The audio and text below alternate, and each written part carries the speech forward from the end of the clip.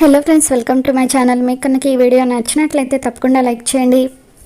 ఆరు మనోహరి గదిలోకి వచ్చేసరికి మనోహరి ఒంటరిగా బెడ్ మీద కూర్చొని తనలో తాను మాట్లాడుకుంటూ ఉంటుంది. అప్పుడు అమర్ నా సొంతం అవ్వకుండా అక్క అడ్డుపడింది, ఇప్పుడు ఈ చెల్లెలు అడ్డుపడుతుంది. ఈ అక్క చెల్లెలు ఇద్దరు కూడా నాకు మనశ్శాంతి లేకుండా చేస్తున్నారు. దీన్ని కూడా దీని అక్క దగ్గరికి పంపించేసే టైం వచ్చింది అని చెప్పి మనోహరి అనగానే ఆరు ఏంటి బాగి నా సొంత చెల్లెలా అని చెప్పి అనుకుంటూ ఉంటుంది. బాగి తనకు పరిచయం అవ్వడం, ఫోన్లో మాట్లాడడం ఇవన్నీ కూడా ఆరు గుర్తు చేసుకొని బాధపడిపోతూ ఉంటుంది.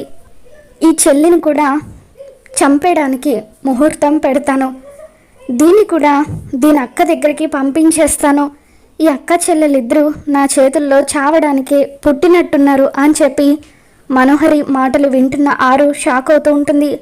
అప్పుడే బాగి మెట్లెక్కుతూ గదిలోకి వస్తూ ఉంటే బాగిని చూసి ఆరు ఎమోషనల్ అవుతూ ఉంటుంది. మొత్తానికి బాగి తన రక్తం పంచుకొని పుట్టిన చెల్లెలని ఆరు నిజం తెలుసుకుంది. మరి నిజం తెలుసుకున్న ఆరు ఏం చేయబోతుందో మళ్ళీ మన ఛానల్లో తెలుసుకుందాం. వీడియో నచ్చినట్లయితే తప్పకుండా లైక్ చేయండి.